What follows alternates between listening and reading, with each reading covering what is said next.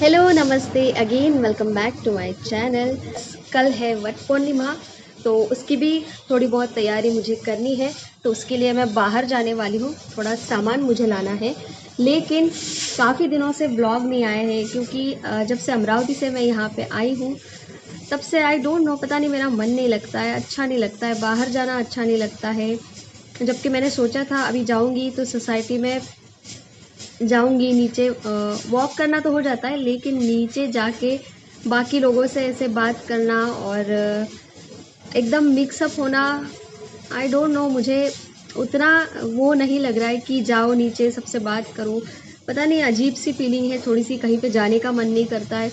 काम भी ऐसे हो रहे हैं बहुत लेट लेट, मतलब एक जगह बैठी रही, मोबाइल लेके हो या फिर टीवी पे हो या फिर ऐसे ही बिस्तर पे लेट रही हूँ तो घंटों ऐसे ही चले जाते हैं। अभी रियांश की स्कूल भी चालू हो गई है तो सुबह का टाइम 9 बजे तक तो ऐसे ही चला जाता है, उसे टिफ़िन करके दो, उसकी तैयारी करके दो। और अभी बजे हैं 11:30, अभी तक मेरी पूजा भी नहीं हुई है। आज थोड़ा सा लेट ही हो गया, ऑलमोस्ट इतना ही होता है, 11 बजे के बाद ही आजकल पूजा हो रही है। तो पता नहीं ऐसी लो फीलिंग क्यों आ रही है।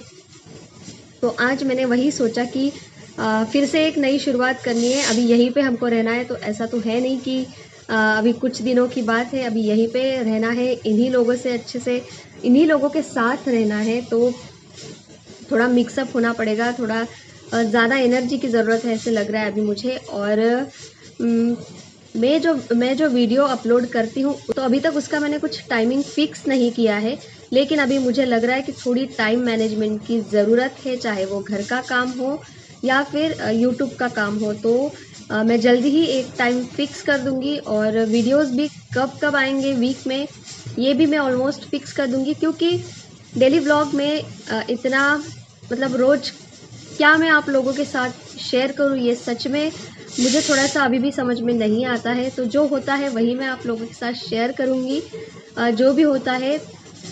और थोड़ा टाइम मैनेजमेंट की सच में ज़रूरत है क्योंकि रियांश की स्कूल चालू हो गई है। स्कूल का भी थोड़ा-सा अभी मुझे देखना पड़ेगा, रियांश की पढ़ाई के बारे में भी थोड़ा-सा देखना पड़ेगा क्योंकि बच्चे जब तक उनको बैठ के हम करवाएँगे नहीं तब तक वो करेगा नहीं। तो उसके लिए भी थोड़ा-सा टाइम निकालना पड़ेगा, प्लस घर के काम तो कोई ऑप्शन ही नहीं है। और मुझे लग रहा है कि ये जो यूट्यूब का मेरा काम है, इसके लिए भी मुझे थोड़ा टाइम, अभी ज़्यादा टाइम देना पड़ेगा, फुल एनर्जी लगानी पड़ेगी क्योंकि अभी बहुत ज़्यादा टाइम हो गया है।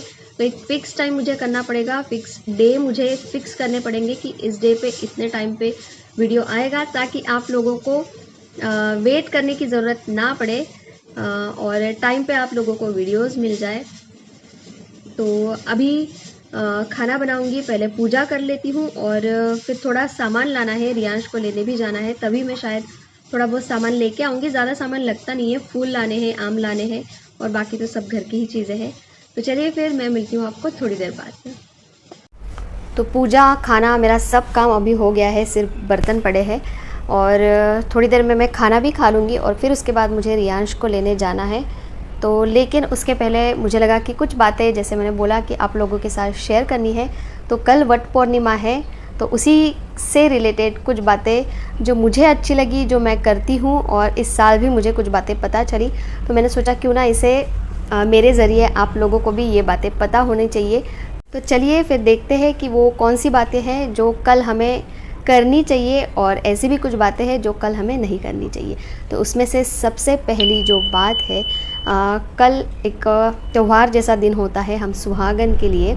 तो कल सुबह जल्दी उठ के नहा के पूरे घर की क्लीनिंग कर लेनी है। क्लीनिंग मतलब पूरा घर, क्लीनिंग मतलब पूरे घर की साफ़ सफाई नहीं निकालनी है, जो हमारी सुबह की क्लीनिंग रहती है, झाड़ू पोछा ये सब जल्दी करके अच्छे से नहा के जल्दी से पूजा कर लेनी है। जो हमारी रेगुलर पूजा होती है वही हमें सबसे पहले करनी पड़ेगी और फिर उसके बाद जो भी आप वड़ के लिए पूजा करते हो उसकी तैयारी आपको करनी है। अगेन एक बात, हर जगह जो पूजा की विधि होती है वो अलग अलग होती है, तो उसमें थोड़ा बहुत डिफरेंस आ सकता है क्योंकि हर जगह के अपने रीति रिवाज होते हैं, अपनी विधि होती है। तो उसके बारे में अभी यहाँ पे मैं कोई बात नहीं करूँगी, लेकिन सुबह उठ के आपको पहले घर की पूजा कर लेनी है, फिर आप बाकी तैयारी कर लीजिए। तो ये था पहला पॉइंट, ताकि सुबह सुबह आपके ये काम जो इम्पोर्टेंट है वो हो जाए। देन दूसरा जो आपको चीज़ करनी है वो है कल आपको हम चाहते हैं कि हम कल अच्छे से तैयार हो के पूजा करें। और मैचिंग के चक्कर में हम कोई भी कलर की साड़ी या चूड़ी या फिर ज्वेलरी एक्सेसरीज़ डालते हैं। तो कल हमको काला और सफ़ेद कलर की साड़ी या कोई भी ज्वेलरी नहीं पहननी है। उसे कल के दिन मत पहनो, एक दिन छोड़ के बाकी साल में जो भी दिन है आप कोई भी कपड़े पहन सकते हो। कुछ दिन छोड़ के अगेन बोलोगे कि एक दिन ही, ऐसे बहुत सारे दिन होते हैं। तो जो त्यौहार के दिन होते हैं वही हम छोड़ते हैं, बाकी तो अपने मन की मर्ज़ी होती है। मैचिंग पहनो, जैसा आपको जो पहनना है वो पहनो, लेकिन कल के दिन सिर्फ सफ़ेद और काला कलर हमें नहीं पहनना है, तो इसे अवॉइड करना। तीसरा जो पॉइंट है वो है कि कल के दिन घर का वातावरण अच्छा रखने की कोशिश कीजिए। कोई भी झगड़े या फिर ऐसे कुछ नहीं हो घर में, ऐसा रखने की कोशिश कीजिए। हम लेडीज़ ही ऐसा कर सकते हैं। कल के दिन अपने पति को थोड़ा सा अच्छा ट्रीटमेंट दीजिए जोक सपाट, लेकिन सच में कल का दिन सच में हमारे लिए अच्छा होता है। हम चाहते हैं कि कल सारी चीज़ें बहुत अच्छे से हो, तो उनमें से ये भी चीज़ बहुत इम्पॉर्टेंट होती है। अगर घर का वातावरण अच्छा हो, सब हंसते खेलते रह रहे हो, तो सारी चीज़ें बहुत अच्छे से हो जाती है। तो ट्राई कीजिए कि घर में कल इस तरीके की कुछ भी बातें ना हो, उसे अवॉइड कीजिए। फिर चौथा पॉइंट है जो कि एक क्वेश्चन होता है, जो बहुत सारी लेडीज़ को होता है कि अगर हम प्रेग्नेंट है या फिर हमारे मेंसेस यानी कि पीरियड्स चल रहे हैं तो फिर क्या होगा। फिर अगर पीरियड्स होता है तो मैं समझ पाती हूँ कि लेडीज़ को लगता है कि इस साल मेरी पूजा नहीं हो रही है, फिर मैं क्या करूँगी, बहुत मूड ऑफ हो जाता है, आई नो। तो उन लेडीज़ पूजा तो नहीं कर सकती है, लेकिन अच्छे से सज धज के तैयार होके जो लोग पूजा कर रहे हैं उनको देख सकती है। वड़ की पूजा मत कीजिए आप, लेकिन वहाँ पे बैठ के जो लोग पूजा कर रहे हैं या फिर किसी सुहागन को आप बोल दीजिए कि आपके साइड से वो भी आप पूजा कर ले या आपकी थाली लेके जाए। तो इस तरीके से आप कुछ कर सकते हो ताकि आपकी साइड से भी पूजा हो सके। देन जो प्रेग्नेंट लेडीज़ होती है उनको भी क्वेश्चन होता है क्या प्रेग्नेंट लेडीज़ पूजा कर सकते हैं क्या। तो येस, ऑफ कोर्स कर सकते हैं। मैंने खुद ने किया था। रियांश जून महीने का है और वट पूर्णिमा जो है ऑलमोस्ट जून महीने में ही आती है। उसका कुछ मराठी पंचांग के अनुसार वो होता है पूर्णिमा जो फर्स्ट होती है, ऐसे कुछ मुझे ठीक से वो नहीं पता, लेकिन येस कर सकते हैं। सिर्फ मुझे इतना पता है कि जो महाराष्ट्रियन लोग हैं, अभी मैं महाराष्ट्रियन हूँ तो मुझे इतना पता है कि जो अगर लेडीज़ प्रेग्नेंट हो तो उसे जो वान होता है या ओटी हम बोलते हैं उसे, तो वो ना देनी चाहिए ना ऐसे पल्लू में लेनी चाहिए। जिस तरीके से हम लेते हैं उस तरीके से नहीं लेनी चाहिए। हाथ में आप जो उस दिन जो ओटी मिलती है या वान मिलता है आम का, तो वो उसे आप हाथ में ले सकते हो, लेकिन आप किसी को दो मत और ऐसे किसी से मतलब पल्लू में ऐसे लेना नहीं है। तो ये मुझे पता है। मे बी ये भी डिफरेंट हो सकता है, किसी की राय इसके बारे में भी डिफरेंट हो सकती है कि ले सकते या नहीं ले सकते, लेकिन मुझे जितना पता है वही मैं आप लोगों के साथ अभी शेयर कर रही हूँ। तो येस, प्रेग्नेंट लेडीज़ इस तरीके से कर सकती है। पूजा तो ऑफ कोर्स कर सकती है जैसे हम नॉर्मल करते हैं उसी तरीके से, और जिनके पीरियड्स चल रहे उस टाइम तो वो लोग इस तरीके से किसी के हाथों अपनी पूजा करवा सकते हैं। तो ये था हमारा चौथा पॉइंट। पांचवा पॉइंट है जो मुझे भी पूछा गया है कि उपवास जो करते हैं वो एकदम कड़क उपवास करना पड़ता है क्या, नमक नहीं खाना है क्या, ये चीज़ खानी है कि नहीं खानी है, सिर्फ फ्रूट्स खाने हैं या फिर सिर्फ जूस पे रहना है। तो ऐसा बिल्कुल नहीं होता है। जितनी आपकी कैपेसिटी है, जितना आप सहन कर पाते हो, उपवास करना है या नहीं करना है ये टोटली आप पे डिपेंड है। आप चाहो अगर आपको उपवास करना ही है तो आप जब तक आपकी पूजा नहीं होती है तब तक आप उपवास कीजिए और फिर उसके बाद छोड़ सकते हो। बहुत सारे लोग पूजा करने के बाद खाना भी खा लेते हैं और बहुत सारे लोग उपवास की जो खिचड़ी होती है या उपवास के जो भी फूड होते हैं उसे खाते हैं। बहुत सारे लोग नमक नहीं खाते, सिर्फ फ्रूट्स खाते हैं। तो जैसा आपसे सहन होता हो। अभी मुझे माइग्रेन की प्रॉब्लम है, अगर मैं भूखी रहूँगी बहुत ज़्यादा देर तो मुझे माइग्रेन हो जाता है, बहुत तेज़ हेडेक हो जाता है, फिर मैं सहन नहीं कर पाती हूँ। तो मैं पूजा होने से पहले ट्राई करूँगी कि कुछ नहीं खाऊँ, लेकिन दूध और ये सब तो मैं पीती ही हूँ।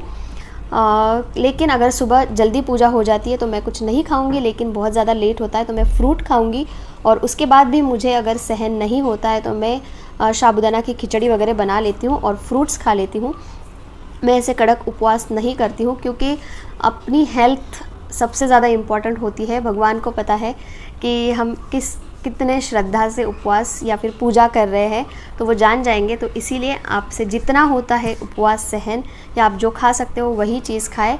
अपने शरीर को तकलीफ़ देके कोई भी आप व्रत नहीं कर सकते हो। तो ये चीज़ें करनी है और कुछ चीज़ें इनमें से नहीं करनी है। तो ये थी 5 बातें। और जो 6 नंबर की बात है, जो अभी लास्ट वाली बात मैं बताऊंगी, वो आई डोंट नो ये बात कितने लोगों को सही लगेगी या गलत लगेगी। मैंने खुद भी ये बात की है। जब लॉकडाउन का पीरियड चल रहा था तो हमको वट पूर्णिमा या वट सावित्री की पूजा तो करनी रहती है, लेकिन अगर बहुत दूर रहा पेड़ तो हम वहाँ पे जाने का टालते हैं या फिर जाना नहीं चाहते हैं। और इससे अच्छा बेटर ऑप्शन हम ये सोचते हैं कि मैं मार्केट में जो रेडीमेड वड़ की जो डंडी मिलती है उसे लाएंगे और उसी की पूजा करेंगे। तो हो सके तो ऐसा मत करना। मैंने भी ये किया है, लेकिन मैंने ये लॉकडाउन के पीरियड में किया था, जब बाहर जाना बिल्कुल भी अलाउ नहीं था। मैंने कागज़ पे वड़ बना के उसकी भी पूजा की है लॉकडाउन में, जब 2 साल तक जब ये सब अलाउ नहीं था, सोसाइटी में भी कोई कर नहीं रहा था। तो 2 साल मैंने इसी तरीके से पूजा की थी। 1 साल मैंने जो रेडीमेड मिलती है मार्केट में, जो मिलती है कटी हुई डंडी, उससे पूजा की थी, और 1 साल मैंने कागज़ पे बना लिया था वड़। तो अगर आपका सच में प्रॉब्लम है तो ही आप इन चीज़ों को कर सकते हो या करो। लेकिन अगर आपके आसपास वड़ का पौधा है, वड़ का पेड़ है, पौधा नहीं, या आपके सोसाइटी में है, तो वहाँ पे जाओ, बाकी जो लेडीज़ होती है उनके साथ पूजा करो, बहुत अच्छा लगेगा। और उस दिन जिस पेड़ की हम पूजा करते हैं, तो मैं नहीं चाहती कि उसी पेड़ को काटा जाए और उसी की फिर हम पूजा करें।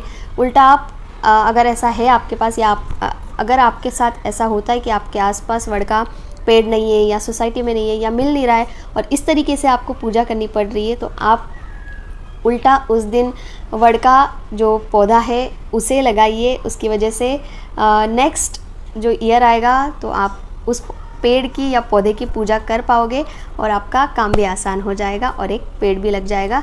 जो कि वड़ का जो पेड़ होता है उससे हमें बहुत सारा ऑक्सीजन मिलता है, तो बहुत अच्छी बात हो जाएगी। वड़ का वो जो डंडी है वो भी नहीं कटी जाएगी और आपके लिए एक पेड़ भी आपको मिल जाएगा पूजा करने के लिए।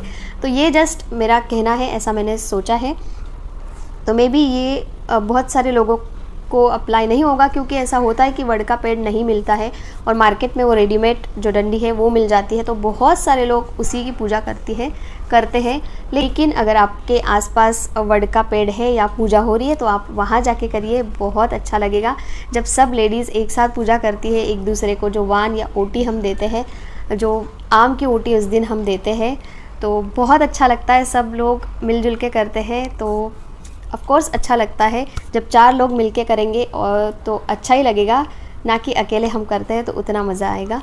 तो इस तरीके से कल की पूजा हमें करनी है। तो इनमें से कुछ चीज़ें आपको करनी है और कुछ चीज़ें नहीं करनी है। ये जस्ट बातें मुझे लगा कि आप लोगों के साथ शेयर करनी चाहिए, तो इसीलिए ये सारी बातें मैंने आज आप लोगों के साथ शेयर की। और सच में मुझे अच्छा लग रहा है आज कि मैं जो चीज़ें करती हूँ या सच में ये चीज़ें अच्छी है। तो आप भी इसे करने की कोशिश करना। और ये वीडियो अच्छा लगता है तो वीडियो को एक लाइक ज़रूर कर देना, और चैनल पे नए हो तो सब्सक्राइब किए बिना बिल्कुल मत जाना। मैं मिलती हूँ आपको अगले वीडियो में, तब तक के लिए बाय बाय।